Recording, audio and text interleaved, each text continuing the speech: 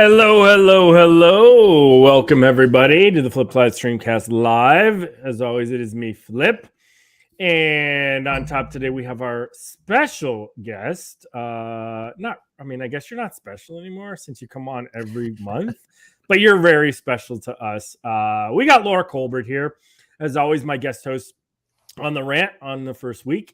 And then we got down below, we've got, there he is, the boss, the one, the only. We got Dale. Today's special for us because we finally get to talk to Laura about her book. Right. So she is an author, award-winning Audible, Google Play, at Walmart, at Barnes & Nobles, since she had to tell me this morning about it. She's that much of a baller. There you go, right? We both got it. We both read it. She read it to me on the Audible version for everybody else, but it's How to Be Standing Up or Sirens. And it's a great and alarming memoir of combat and the coming home. And so welcome, my friend. Thank you. Thanks for having me. Absolutely. Dale, you doing okay? Doing great, man. All right. I don't want to leave you out. So listen, we are here to talk finally about the book. Laura and I have avoided it, I will tell you, as much as we could over the past 2 months because we were waiting for today to be able to do it. And so she read it to me. Like I told you, it is on Audible and it is on Google Play, and she reads it. She read it in the closet of her house. So I'll give everybody, which is awesome because I was reading some reviews today. I have to admit, I went back to like Goodreader and I was reading some reviews and everybody's like, it's like she was talking right to me. And I was thinking to myself, I'm like, she was literally talking and explaining stuff to you, which I thought was amazing. So, but it was good. So welcome here. Couple side notes before we start today. I am wearing, so I got to do my dad thing today. I am wearing the national championship hat. We were down in Florida last weekend, and my daughter made second place in the nation for goalkeeper, an event called Keeper Wars that's sponsored by Youth Soccer, United States Youth Soccer, and she took second place overall in the nation for her age group. So I was so proud of her, so thank you very much. So what's her age group? 15? It's on film. So U16 and U17. So basically, so high school, basically high school ages is what it was. And so she took second place overall. So proud of her and what she did. 97-degree heat. She went to the most. She made it to the wild card rounds. That was just, it's got to be on film. So I need to put it on there. So that's good. That's awesome. How tall is she? 5'11". So she's very tall. She's getting your height, close, right? You know that I was a goalkeeper? I know you were a goalkeeper. I know it all. Laura, how tall are you? 6. 6 foot even? Nice. 5'11" and 3/4. I am 5'11" and 3/4. High five. Nice. Oh my God. My father is 6'5", and all growing up, everyone was like, "You're gonna be as big as your dad. You're gonna be." My dad is a retired prison guard or whatever, but he's a big dude, and everyone's like, "You're gonna be as big as your father. You're gonna be as big as your father, whatever." So back in, I'm an '80s baby, so I don't know if you guys remember those milk commercials, where it's like the little Johnny, and he's like, the girl turns him down, and he's like, "Yeah, but I'm drinking milk," and then it has like the end scene where he's like all, muscular and tall, whatever. So I'm like watching them. Everyone's in my ear going, "You're gonna be as big as your dad." And I'm like, drinking milk? Nope, 5'11", 3/4. That's all I got. My son, who's 13, is taller than me at 6'2" right now. Oh my gosh. Yeah. And I am taller than both my parents. I am an anomaly. So I think my mom might be watching, but I was adopted. So my parents are like 5'8.5" and like 5'4", 5'3". So I'm and 6'2", way above everybody.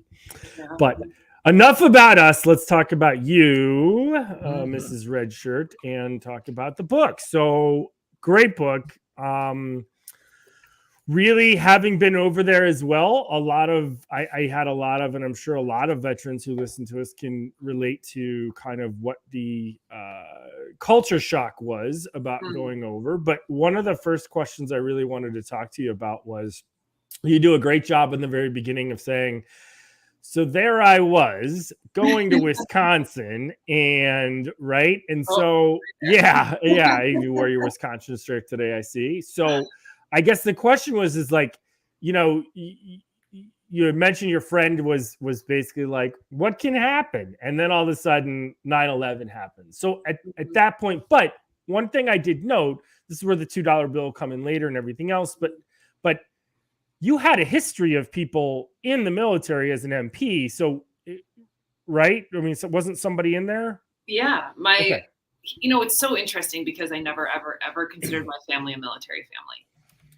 But then going back, I realized that my dad served during Vietnam. He enlisted right before he was drafted. So he had some choices. And then he was at Fort Hood and as a military police officer and did a ton of training regiments and just kept doing training and training. So when his MP unit was deployed to Vietnam, he stayed behind because he was finishing up his POW or K9 training or whatever it was, and then ended up pitching on the Fort Hood baseball team.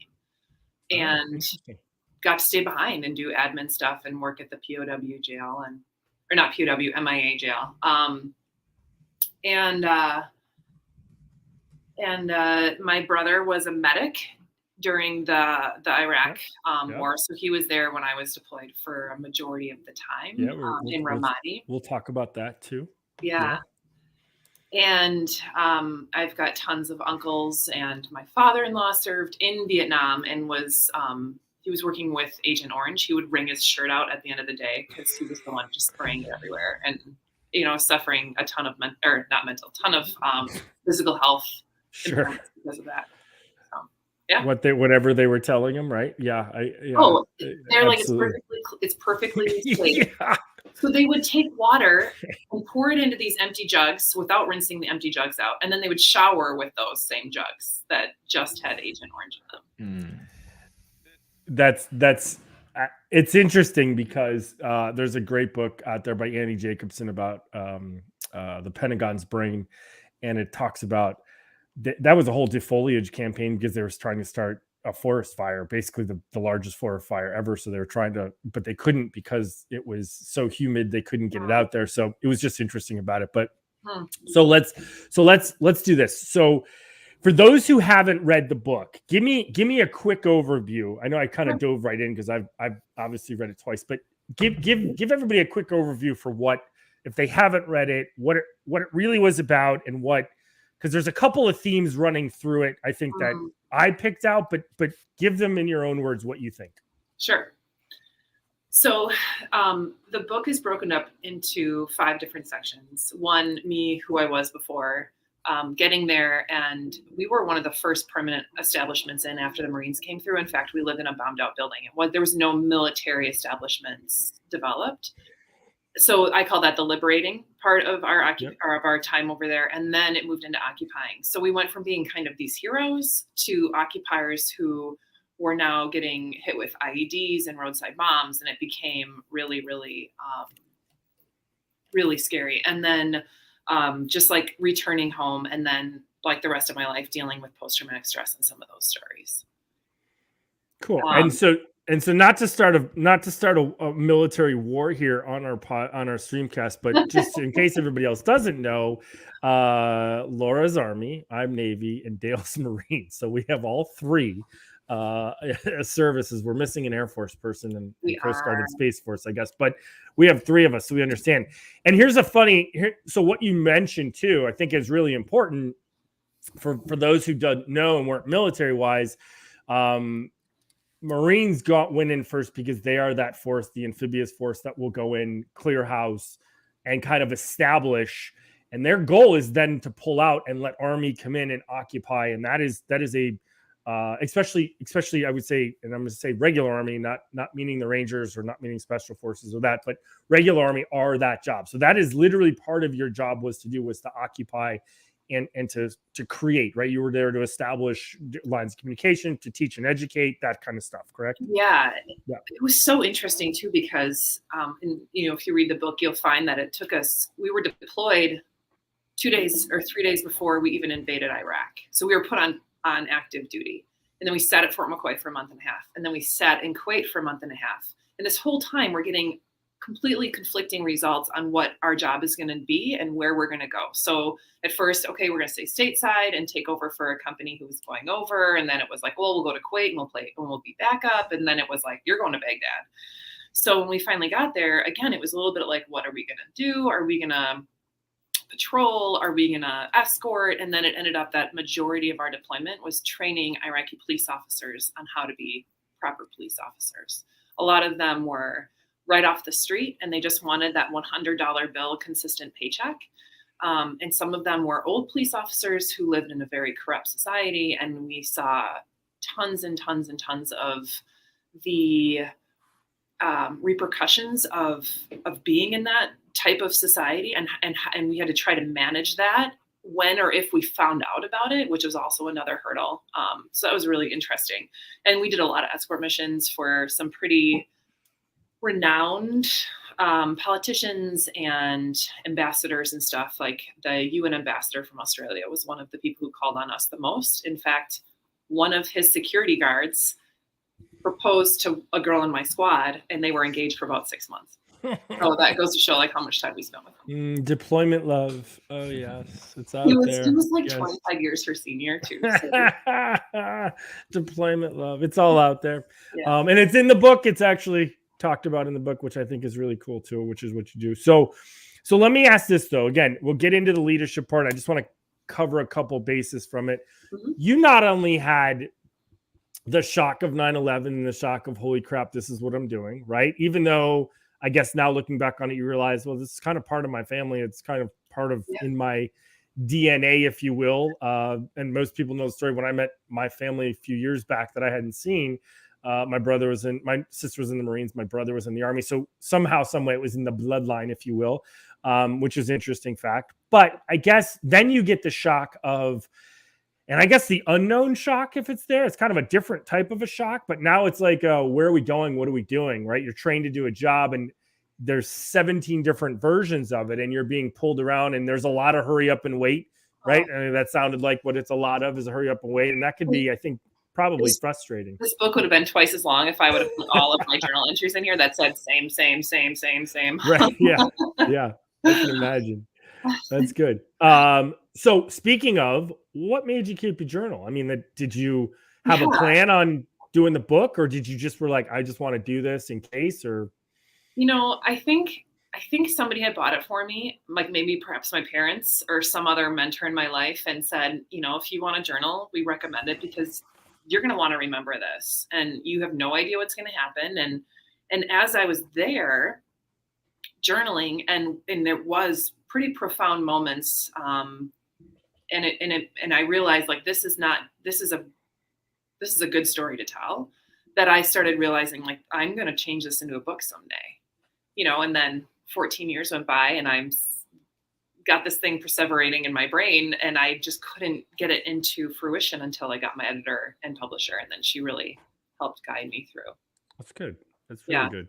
Yeah, that's good. So let's get into some leadership stuff, because I think that's the crux of a lot of this, and that's definitely why we're here on the flip side. But you saw a bunch of different leaders, right? So let's separate them into a couple different things. You saw military. Let's talk military leaders in general first, right? You had definitely different leadership styles going on. I found it very cruel is not the word. I just thought unnecessary for some of the stuff that your leaders did. But talk about leadership styles that you saw and what was effective, and maybe it wasn't one that you liked, but it could have been effective and you didn't like as well, right? So there's a couple parables there, because you were young. You're still young at the time when you went out there. You don't really know very much. We were pulling a lot of people off the streets, first year of college, just out of high school, which is kind of where you fell into. So you're not knowing enough. And now you've had time to reflect, look back on those and go, what was good, what was bad, what worked, what didn't in combat? Yeah. So I was 21 and I had my 22nd birthday while I was there. Yep. It's so interesting because my direct line of leadership, I would say, were profoundly good. My team leader, his name, Ken Preer, it's different in the book. It's hard in the book. I have gotten permission during other talks to say his name out loud, so I think he's okay with that. No worries. What's interesting, you're deployed with a human being for 16 months, so you're going to see the good, the bad, and the ugly of every single human being. And there's no more stressful time than being at war. So even though there's some parts in the story that don't shed him in the most positive light, he was and is an incredible human being. In fact, I just went on a golf outing with him on the 11th of July. So get to see him often enough. And then, so he was great. My squad leader was great. And then my platoon sergeant were great. And what made them so great is that they had lots of time in already. Their decisions were always for the best of our platoon or the best of the squad or the team. And the decisions were, this is what we're going to do. And it wasn't like, oh, should we do this? Should we do this? So they were decisive. The leaders. They were decisive. Exactly. Yeah. And you knew that you could trust their judgment because of who they were as human beings. Now, there was a few leaders, I'm not even going to say what level they were at or anything, but there was a few leaders who would literally come to us and say, what do you think we should do? And I'm like, you went to OCS or whatever it was that they went to. I'm like, you got the training, not me. Like, tell me what to do and I'll do it. Yeah. And then we had other leaders who I knew profoundly that this was not a good decision to make, like going down a dead end street or a one way, and we're going like situations that were going to put us in a potential ambush, future ambush situation. And I was sitting there like, this is not a good idea. We shouldn't do this. And they're like, just do it anyways. I had other leaders. You said it to them? Yeah. Well, I mean, I said it to who I could say it to, but they're making this decision like, 10 cars down or cars and Humvees down. Right. Yeah. And so I mean, I didn't want on Article 15 too, so I'm not going to tell them to their face. Sure. But I think the kicker, and what is so interesting about this next story I'm going to tell you is when I reread my journal entry on this, it was like this long on half a page. But now, as somebody who deems himself as a natural leader, this page deserves 12 pages. Because the leadership was so faulty. So we had been there for 9 months. We'd already gotten many Purple Hearts. We'd already been eliminated from going into certain parts of the city that were incredibly dangerous. And we got a whole new brigade, which is the highest level for the MP Corps. And we were tasked, my specific squad of 10 was tasked to escort the brigade and go wherever they told us to go. I was the driver of the Humvee. That was my job. I kept my mouth shut. I drove wherever they told me to drive. So they're brand spanking new. They have no communication set up except for one Humvee. They don't tell my Humvee where we're going. So I have no idea how to, what's the word? I mean, if we got stuck somewhere, I wouldn't even know where to go. I just go back to the compound that we were staying in. And they took us to the 3 most dangerous parts of Baghdad. To see it. We passed underneath a bridge. It's called the Death Bridge twice. And it's called that because Iraqis would throw grenades into the turrets of Humvees. And we passed under that twice. There was a marketplace that was incredibly dangerous. And they actually got out of the Humvee and started walking through the marketplace, clumped up into a tiny little group. And when you're at war, it's the last thing you do. You spread out. Right. So somebody. It's called the patrol. What's that? It's called the patrol, and you stay at least X amount of feet away. I'm like, who are these guys? And while I'm driving very slowly next to these guys, my window's down because it's probably 100, 110 degrees outside. Somebody throws something in my lap. A civilian throws something in my lap. And we're still right next to that grenade bridge. And I was like, this is it. I'm going to die. But reflex kicks in. I grab what it was and I started to throw it out thinking like, okay, maybe I can, get that 1 second and get the grenade out and still survive. Then it was just lollipops. It was suckers in my lap. Anyways, fast forward. There's tons of other stories that go along with this. But in the end, one captain had said to another, why did you even take me off my desk today? I thought we were going to see some action. So their whole prerogative was to get attacked, and they put my life on the line to do that. They wanted to have war stories. So that's not a good leadership technique. Well, there's some toxic. Where does that fall into your list of good, bad, and toxic? Flip. It's toxic. It's. Wow. Listen, I know you have a question. I'm going to let you get to it. I have a question. Listen. Oh, I got a lot of questions now. A really good friend of mine sent me. So there's part of it that I understand. Let me just put this out there. My best friend, I love him to death, was a Marine, was over in Ramadi doing was in there when it was the shit. He wrote me a letter that I keep upstairs in my keepsake thing that said, "Hey man, if you have a choice, don't come, right? Don't come over here. It's crazy. It's whatever." I remember getting it and thinking to myself, no, I gotta test. There was part of me that was like, I have to do this for some, I don't know, naturalistic, some Spartanish freaking whatever.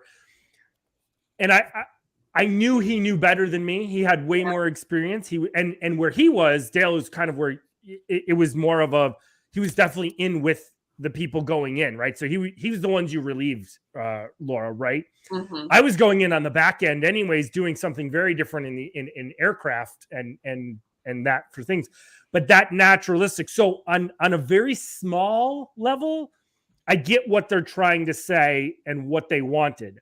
On a leadership level and as a just pure idiocy level, that is incredibly selfless to put that many people at risk for absolutely nothing. And you could have the same stories of people saying, I manage those people walking out. There's plenty of people right now doing things that went, I managed the people doing that. And they took a ton of leadership from it. Jocko will tell you in his stuff, Life will tell you in his stuff, hey, we sent people to go do that stuff. And there's leadership lessons in that people that they didn't have to have bullets fly by them. And that's not saying about Jocko and them, but you didn't need bullets to fly by you. Obviously they're young. They're just like everybody else, right? They're butter bars coming out going, I need this stuff. That's happened through Vietnam. Everybody said that. Let me go get in the stuff, right? I mean, all that kind of thing. But Dale, go ahead.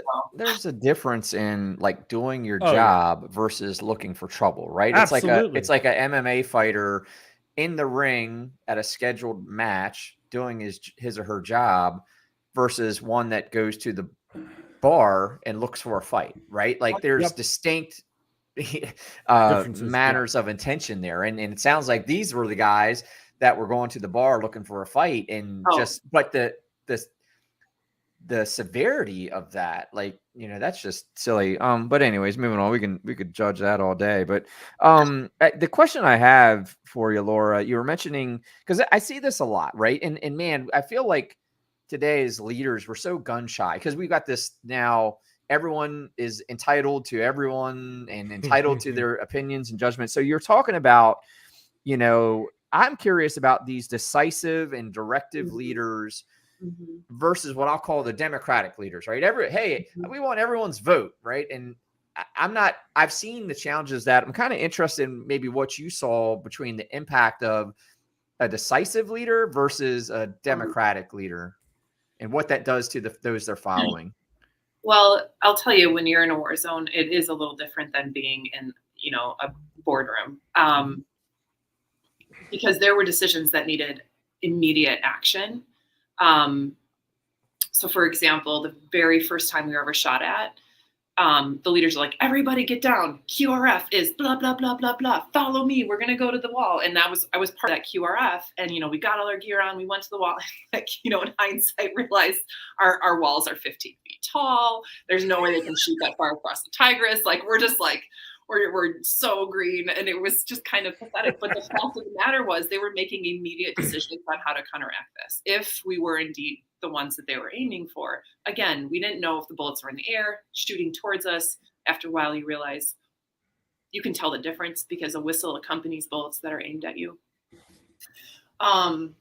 So at any rate, that was just a really pure example of them moving into immediate action. Now, granted,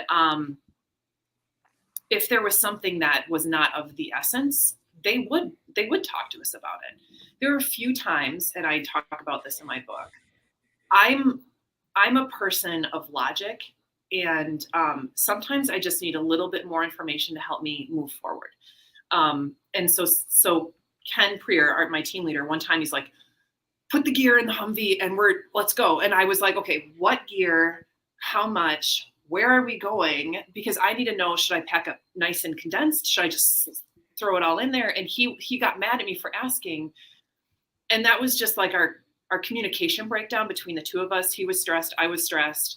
That came out a few times in the book, but for the most part, he was incredible. And I know I'm not really answering your question right now, but I do think there's definitely a time and place for decisiveness and for that democracy. And as a leader, I believe that a good leader is going to have both of those traits, right? If your team needs you to make a decision and honor and play out that decision as best as you can and deal with any consequences that come after it.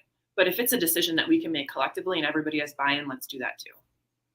Yeah, 100%. And there's that accountability piece, right? Because I feel like sometimes like those decisions that a leader wants to kind of pawn off on the team, but it's their decision to make. And I feel like sometimes that's a tactic to avoid the accountability to the result, right? You know, because then you can go, well, hey, you guys voted, right? Like you guys voted, you wanted to do this. It's not my fault, right? And I feel like I love what you said, right? Like that's ownership though. Right? There's a dichotomy of when do you go get feedback? And I've kind of felt to learn that, you know, approaching those situations, I do want to take ownership sometimes in defining a solution, but then taking it to the team and going, what do you see? How do you guys see this? Right? Like, what do you see? And maybe even without presenting your solution, right? You go say, hey, here's the issue. What do you guys think you're solving? And then you go maybe bring it back to your plan and kind of make your tweaks and make a final decision or whatever. But yeah, I think there's different tiers of that. But I fear,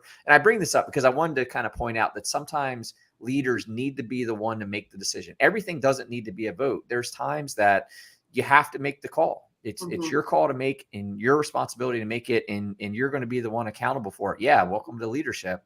But I feel like sometimes leaders maybe are confused in that, or maybe even kind of, you know, shy away from doing it so that they can have a scapegoat that isn't them. I think if you have the ownership piece down, you have a lot more flexibility than of being able to say, okay, let me open it up. So take for example, you, Laura, take Ken, right? It's Ken. Take Ken and then take who he reported to.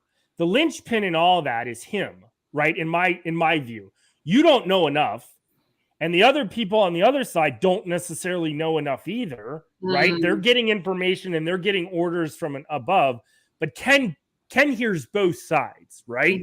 He gets both of those things as like a senior enlisted would somewhat be. And by the way, he's in the action with you, and then he's also in the decision room with everything else. And I think that's one of the things too, Dale, to your point. You know, Mattis talks about skip echelon leadership where he went right to the youngest lieutenant and said, what's going on? I need to know so I can make major decisions at a 3-star level. And he was skipping 04s, 05s, 06s in between because he was like, I need to hear it from them. And he didn't want it filtered and he didn't want it all the BS that was involved with it. And you said something, Laura, that I think is really important. It goes to Dale's point too. There's a difference between we're getting shot at and mortared versus everything else that is there. And we sometimes all go, and I've said this plenty of times, all of everything in the military is written in blood. That's not necessarily true. There is danger in everything we do. But we can't just go to the extreme, because what happens when you have that greenhorn who goes, let's go to the market as a group?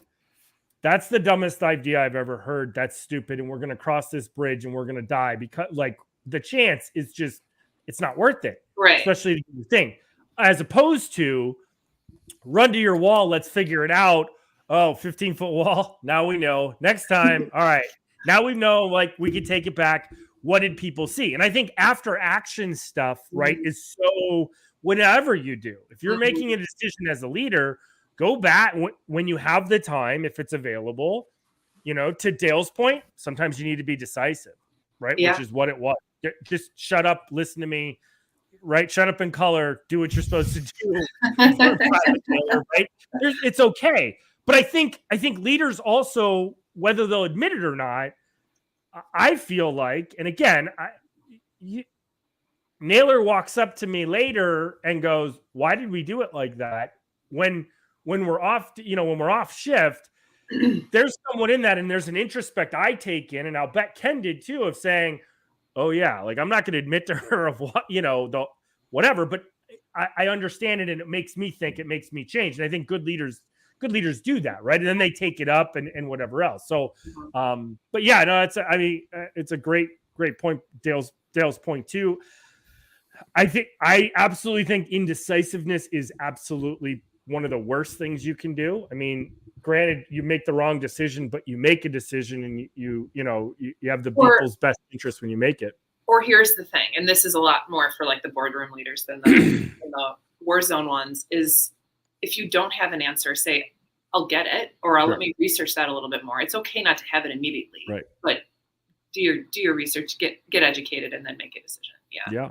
Dale loves to say, like, a clouded mind says no, right? You can kind of say, like, if you're almost taken the same way, right? Indecisive is going to lead towards the wrong answer, right? It's going to lead towards stumbling, because you're going to lose so much more as well, right? Behind it. So, I think that's good. I think that's definitely what you saw. So I'll admit to everybody about this next one. I think it's definitely a female male question. You had talked a lot about being female, and what that was entailing.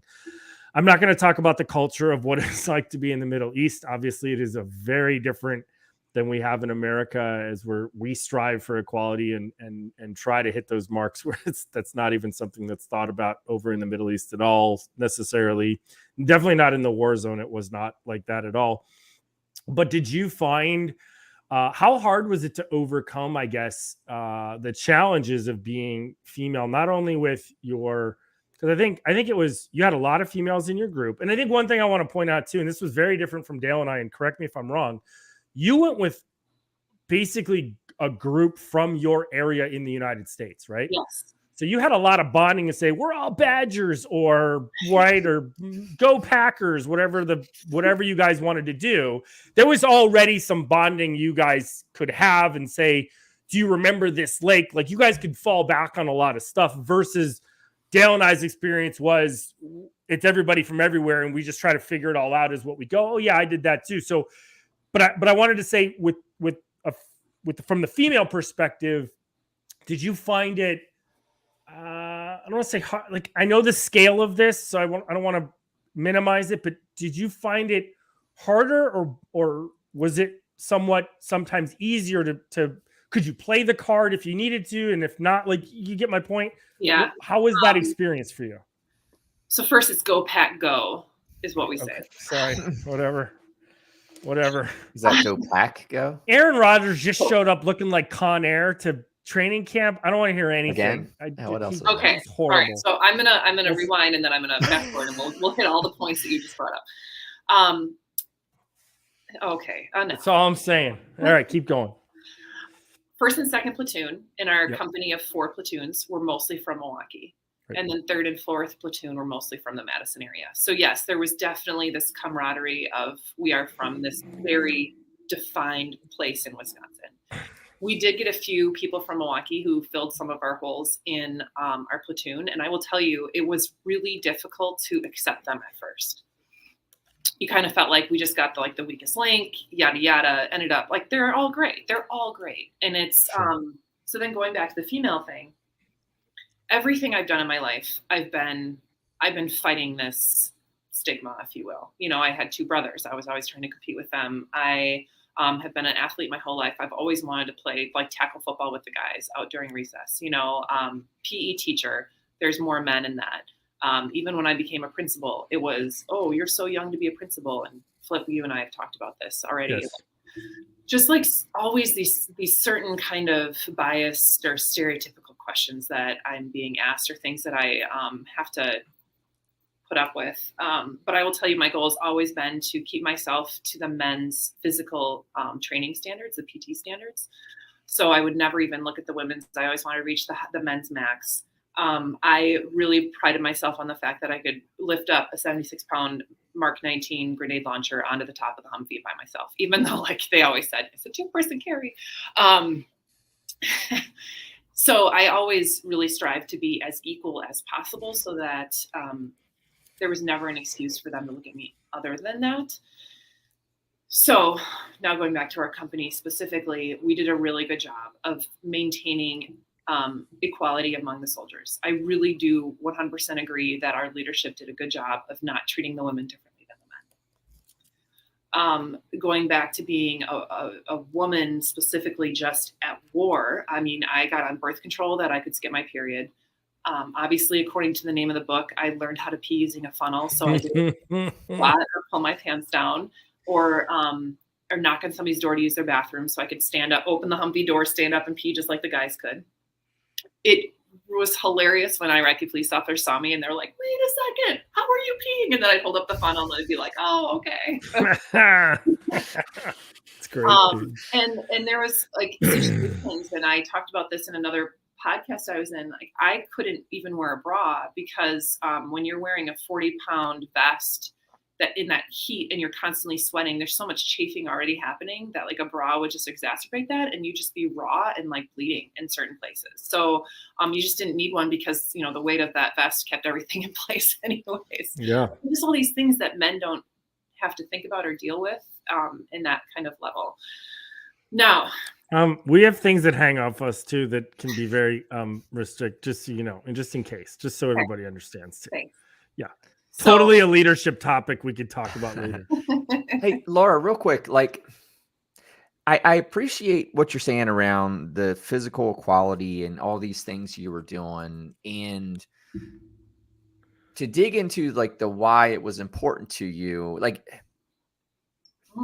give that a little color. Like, why was that important to you? Because, you know, I don't want to make assumptions here. Like, why was the equality, but what you said was you wanted to adhere to the men's standard and kind of be able to do the things that the men could do, because even peeing standing up, so to speak, because of, I'll dare say, like the efficiency of it compared to what a woman typically has to deal with, right? Like, can you give more color on like why you chose to go to that standard as opposed to what we see a lot of today is like, you need to adapt to me because I'm a woman. And I'm not saying there's anything against that per se, but I'm saying you chose to. Yeah. Well, okay. So I think the Me Too movement was a way for the women to like say, hey, come to our, like adhere to us. Right. That I was there many, many, many years before the Me Too movement. So I was just trying to create as much equality as I could with the capacity that I had in that time frame. I've always, I guess I've always just tried to reach that higher level. I've always tried to hold myself to the highest standard, and in the military, the men had the highest standard.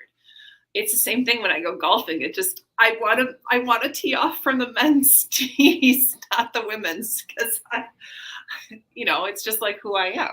But is it, I guess I'm trying to get clarity even to what I'm trying to ask, so bear with me. Is it because I appreciate that you're trying to find equality by keeping the bar high instead of finding equality by bringing the bar lower. Does that am I making sense? Like you're saying, hey man, I don't want lesser standards because there's the word I wrote down here was, it seemed like you were discovering that there was a necessity for you to adhere to the higher standards rather than not.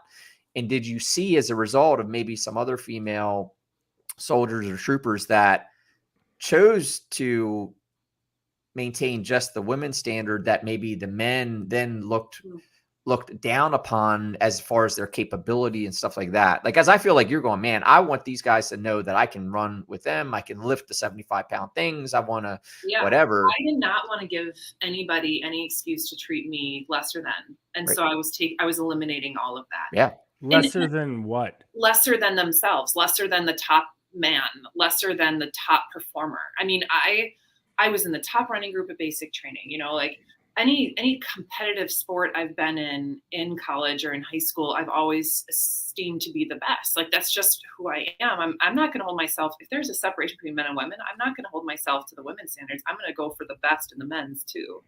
But the men's aren't the best. This is the constant fight we have all the time with everything. Yeah. is that there's always a difference. There's two people here on this call with very different parts than one or the other one, right? And they're very different. Okay, period. Well, I think what I was trying to angle to is not necessarily that men and women are different biologically of sense. What I was trying to get to was what I was hearing Laura say was the necessities of a soldier in combat. She felt for the necessity of the higher standards set for men. And if she was going to be in the field, so to speak, expected to do the job alongside the men, that she found it important to meet their standards rather than the ones that were given to her. I wanted them to know that they could 100% rely on me in any capacity they needed me. That's what I was hearing you say. Yeah. Yeah, exactly. And, you know, I was stronger than some men in our company. I was, you know, like there's no doubt that there were some guys who just couldn't lift the Mark 19 or could run as fast or do as many push-ups like that. There's no doubt. And like, in fact, I arm wrestled an Iraqi police officer and beat him, and they like kicked him out of the police station. But do you think any of that stuff that you did better than those men put you above them in everybody's eyes? That wasn't really the goal. The goal was just for them to know that they could rely on me physically. And for me to have a sense of pride, like, hey, I'm just because of my gender doesn't mean that I'm any lesser than. Yeah. No, listen, so make this clear. I don't, I'm a brilliant on the basic guy. Your number one job was to be an MP and to drive, right? Yeah. Which probably had zero to do with you being able to run, zero to with you having to do with, right? I mean, and I had to get out, and we had to get that. The comms out. I could carry, right? You know, like I could do all that. I think we get judged a lot on the fact of that we have standards for men and women, and they are different based upon physiological things is what we've traditionally taken them on. I would tell you, can you do the job or can't you do the job? Right? Up to what? Because here's the problem. My friend had this problem before, right? When you look at a standard, you look at the highest standard and you look at the minimum standard, right? There's a minimum standard for a reason saying you have to be able to do this to be able to do the job. If everybody can meet that thing, no matter your sex in general, you're meeting the minimum. Now, whether you felt like you needed to go on the high end of it, because for a female, you were on the high end of whatever your standard. In fact, your highest standard for yourself was the lowest of the men's, or it was the men's in general, right? Not the lowest of the men's, but you get my point of like you were trying to say this was it. Because when you looked at the Iraqi police, that was a completely different world of, right? Like she's a woman. Some of them were trying to marry you. Some of them were trying to kill you. Some of them were trying to, right? Like very different when it came to it. But I've always looked at it because we've talked, and you and I've talked about this too offline, which was, does the chivalry effect come in where we started to talk about, are we protecting? Because Dale, you remember, and I remember it too. If we had a male dominated group, if we had a female in our group that could hang with us, we had one, Clara, and she killed people in the swim, killed people medically. And she hung with everybody. So she was accepted. We knew we could fall back on her, but we definitely knew also she was a woman, right? I mean, and I think that's probably the point of a lot of things, and where maybe as an American society, we have these differences, yet we fight with inequality and similarities all the time that it look at your upbringing made you be how you were, ambitious to be the highest and best you could be. My guess is probably you were the best woman physically that was on your platoon. Someone's tiny couldn't have lifted that 78-pounder no matter what. Or shorter, right? Correct. It wasn't going to happen regardless of it. Well, I was going to bring up that point because it doesn't matter male or female, right? It's a choice of the standard to uphold. And I was just, like I say, honoring where Laura was kind of how she was seeing it and what she was capable of as in how she wanted to be, how she wanted to contribute to the team in the face of the necessities of the job. Right. Yeah. And then there's one more point I wanted to make about gender, and we can move on. So I said how we were treated pretty equally within our company, right? Everybody, male, female, didn't matter. We had a very strong team. we had a very strong platoon. There's 33 women, 13 of us were female, and we were comparable to all the other platoons that only had like 4 to 7 females. But when we got outside of our company, like let's say special forces or infantry, they did treat us differently because we were women. And specifically when that new brigade came in, after we had been there and gotten shot at and blown up and yada, yada, they said to one of our female gunners, "Do you even know how to use that thing?" And she's like, F you, like, why would you say that to a woman who's been in combat for 9 months? And, but like nobody in our company would ever say that to us, but that's just the kind of thing that I was like, not only can I shoot this, I can shoot it just as good, if not better than you. Like that was part of the reason. Like, I just wanted them to know I was 100% on the same playing field. Yeah. It's like you said in the beginning, right? You're always trying to overcome something to that effect where, right. As an E, what were you, E3, E2, E3, E4, as an E4, that 01 that came in later on, you were like, that's the dumbest thing. And you had way more after being there for a year and a half. You were like, it didn't matter about your college degree that you had, right? It didn't matter about how well you did at officer training. It was, I was here, you were there. And I think that plays to everything, right? I think that's female and male aside of experience wise. Look, dude, you shot your gun at a moving target in Missouri, right? I shot my gun at live people across the Tigris. There's a very big difference in all of that, not only psychologically, but just in general, right? When you have that kind of moving forward. So listen, we got 13 minutes left. I know we got to be on a tight time schedule today for today's thing, but I wanted to get into a little bit on what are, and I'm going to say top 3, but whatever, if you want to harp on one, whatever you want to do, want to go more than that. Some of these leadership skills that you learned, my guess is, and I could be wrong, and I think you alluded to it a little bit, you didn't realize about those things until later on. And now looking at you now in the jobs that you've had, being a PE teacher, being a school educator, being a school administrator, being Parks and Rec, being all the stuff that you've been and are, what are some of the top skills that you've taken away leadership wise? And let me do this. Give me one of those and give me one that you didn't even see until later on that you're like, man, that was one that now I'm like, oh, that was, Does that make sense? Yeah. So I think the one I'm gonna snag right away is you have to treat everybody human. Okay, so compassion is one of my top 2. Integrity and compassion are my top 2 values. And if you don't show compassion if you eliminate compassion from some people on your team, they're inhuman at that point, and they're not going to be respected. They're not going to feel respected. They're not going to buy in. So, those captains that took me for that joyride, they were not treating me as another respected human being. They were treating me as a pawn or as like, a government issued device to drive them around the city. And then when I got my second team leader, because Ken got promoted while we were there. And so I got this other guy who treated me like absolute dirt. I mean, we never saw eye to eye, and he was very demeaning, and he like put on these crazy stipulations when I'm a good person, and he was like 1 year older than me. I'm like, well, who do you think you are? Like, you have one more rank than I do, and you're treating me like I am dirt. He has since apologized after reading my book, which is incredible. But like those situations, it just tears you apart as a human being. So like, treat every single employee you have as somebody who's highly respected, and they will treat you the same way, and it will actually make your business go forward. I don't want to harp on him. Did he ever tell you why? Did he ever introspectively look back and go, why he was like that? So it was a Facebook message, and it was really long, and he referenced how he was just really struggling with a lot of things in his life at that time. Yeah, that's good. I was going to ask, was it the type of person he was, or did he not know what he was doing? Right from a leadership perspective, that back to Flip's good, bad, toxic, you can be doing bad or toxic things and just not know. Or you could be doing bad and toxic things, and that's just who you are. I don't think that's who he inherently is. I think it was a really rough time for everyone. I think it boils down to control, right? I talk about spam all the time. I talk about power.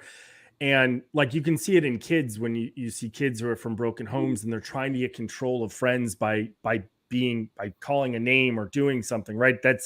it was inherently what we had. I had a great friend. I've told the story all the time. I had a great friend. We were amazing friends. He had one more rank above me. We got there. He was feeling pressures and feeling things and dealing with stuff because he was in charge. And we didn't see that side, but how it came out to us was it was not treating us like friends anymore. It was treating us like we have to be right. This is ranks and this is leave me alone. I need to be here and you need to.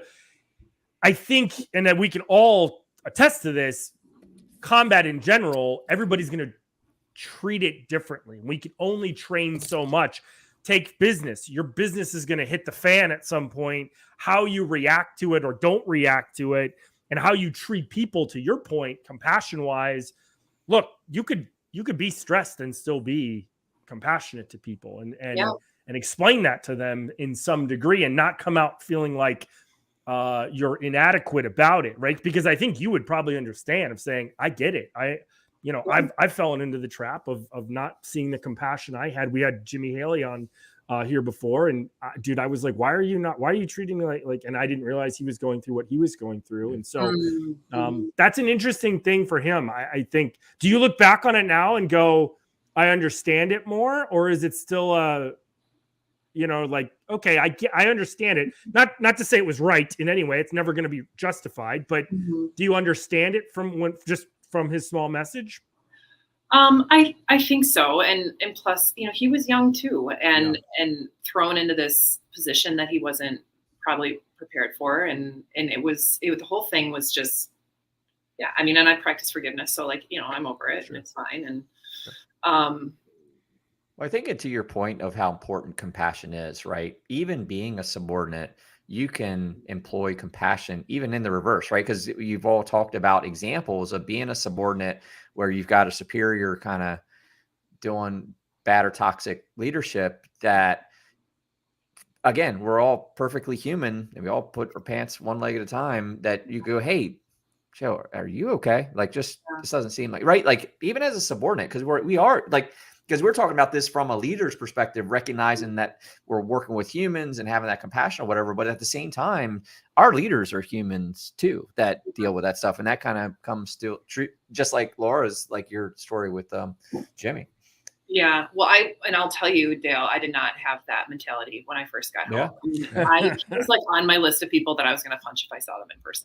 Sure. I was so well, that's why I bring it up, right? Because we were all young in the military, right? Yeah. And we don't have that level of maturity. I mean, right. Yeah. But it's all good now, and we've moved on. But definitely an example of leadership that could be improved for sure.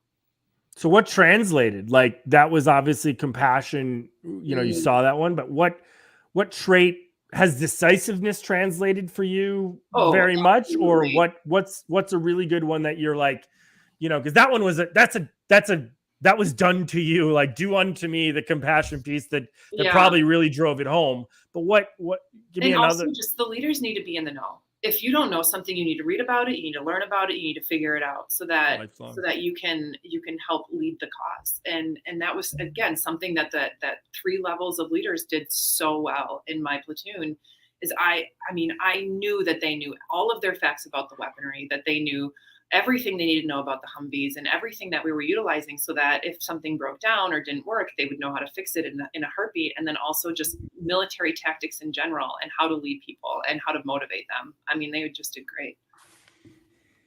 That's good. Really good. Oh, good. Good to hear. Well, listen, Laura is always going to be here. We've got about 6 minutes left today because I know we have a hard stop for this one here. Laura's going to be here every single first Monday of the month.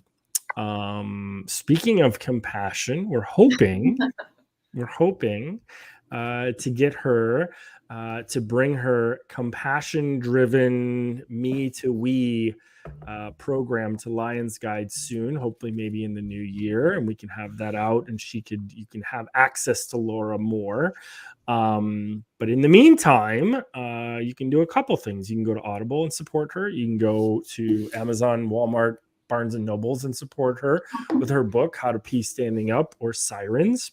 And overall, from a perspective who has read it and had it read to me by the author, I would tell you that it's a great perspective on many levels of leadership, a perspective from a woman, a perspective from how you journeyed through kind of from a college student, and all of a sudden, you detailed very well the Vietnam style stuff, which I thought was pretty intense and heartbreak, right? And I don't want to minimize, you guys got incredibly lucky over there. And I say that with knowing that you did have Specialist Whitmer passed away and was killed while you're over there, and that was probably a huge one of the 13, might I add, of the women that's what happened. So that's obviously very, very big. And how you're transitioned to civilian life, I think right from the beginning, you talk about being a principal and checking overhead panels, which I thought was pretty. It brings probably Dale and I and you all back to the barracks back in the day of trying to hide stuff away from our E5 and E6, barracks leader or whatever, which I thought was kept contacts in an Advil container, so right. I didn't wear the BCGs. Right, and it's funny. We look back on like those little decisions, and we understand why somewhat the basis to them in like, well, what if, right? But we look at what we were supposed to wear these prescribed leather gloves when we flew, and most people wore mechanics or whatever. When it's just hilarious when you see it and what's reality and kind of how we have to catch up. And you chronological, you did great job of putting that into some type of timeline when you talked about going to Missouri and you're like, oh my God, like what are we doing here? Like this is definitely nothing like we're about to go to. And but anyways, we as always, and everybody else, thanks you for what you did and for your service to your country. And veterans can say that to veterans, by the way. Yeah, so it's good. And we love the book. So thanks. I think there's one more piece that's really important for the viewers to know about. Sure. So the last chapter talks about like the moral injury and the post-traumatic stress that occurs during war. Yep. And it's not so much that I want you to hear about my story, but if you have other soldiers in your life, so if you want to better understand what soldiers go through, I've heard from many, many people that have read the book that it's helped them a lot to deal with these other people in their lives and to better understand what they have on their plates after they return from war. So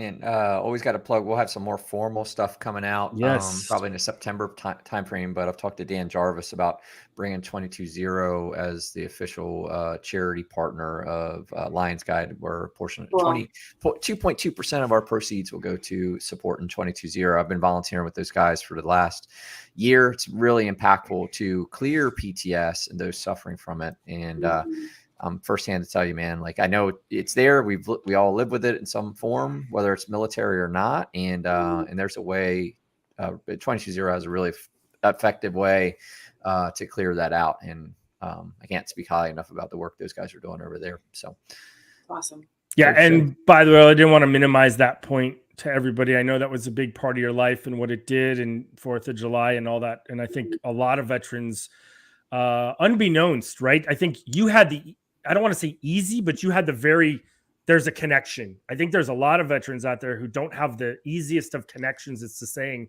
how they got it, right? Or how it's affected them, right? It's easy to say mortars coming in, and I've heard a lot of right now fireworks. That's a easy connection that people can kind of make. Whereas there's been a ton of them that are finding connections that they don't have. And let's be realistic. We haven't fought a 20-year war before, right? So you're talking about a lot more people than what we've ever dealt with, and how they're trying to find them. And everybody has their own way. So it's I don't want to minimize it in any ways. I'm glad you brought it up at the end. And if anybody wants clarity, I got to plug it, right? Go listen to my Lions Guide episode with Dan Jarvis called Healing Our Heroes, because we really get into the different stigmas and what trauma really is. And because I think still, not to going on about it, but a lot of people don't understand what it is, those who have it and those who don't, and so anyways, but we'll bring this one to close. Absolutely. Laura, last words. You got anything you want more? I think I said it. Thanks for having me. It's been a pleasure. You get to come on next week anyways. Not so special next week. Now you'll just be normal next Go week. get But next Sirens. week, that's right. Amazon, all get those. Sirens. Support. You got a website, Laura? They the can buy it from publisher? direct, or do you just go through? I have lauracolbert.com, but it's just a link to Amazon, so it's not. Yep. And Barnes and Noble's, Walmart.com. I made fun of her this morning for being on the Walmart thing, but it's awesome. It's actually awesome, and I'm really jealous about it, to be honest with In print you. and Audible. That's right. Next week, on the flip side, Laura will be back as again, not so special, but as just the normal co-host. That's not true. She's always special. And we're going to talk about benevolence. So a little bit about what she was talking about, that compassion side, the benevolence side. We'll talk about what that kind of is, what it's turned into with everything going on today's day and age, right? There's a bunch of stuff that falls into that. We'll try not to dive too deep into the politicking side of it all, but just talk about it from a leadership perspective and say, hey, look, why it's important to be compassionate towards the people you work with, both up and down the chain. So stick with us next week for that. Dale, what do you got going on? You want to plug anything? Yeah, well, we've got the Everyday Leader survey coming out, so be on the lookout for that. We've got a survey just to kind of get some feedback and research around where leaders are today, where they feel they are, what their challenges are, how they rate themselves, so we can work on getting some focused material out to them to help them be better leaders. Yeah, absolutely. And anything for you? Podcast coming up? Good one. What do you got? Podcasts are coming out every week. I've got workshops opening back up in September, so happy to have anyone in the virtual or physical ones if you're in the Maryland Eastern Shore area. But yeah, got plenty coming. Sounds great. Well, good. Well, listen, thanks to our viewers on Facebook. Thanks to us on LinkedIn. Thanks for us on YouTube. We appreciate you guys coming out today and listening, whether you're doing it live or whether you're doing it later on. As always, thanks to our guest, Laura Colbert. Go get her book, Audible, Google. You know where they are. They're all out there. It's How to Peace Standing Up or Sirens. It's a memoir of war. And thank you so much for coming on. And we'll see everybody later next week. As always, flip out. Have a great week. See you, everyone. Thanks, Laura. Bye. Thank you.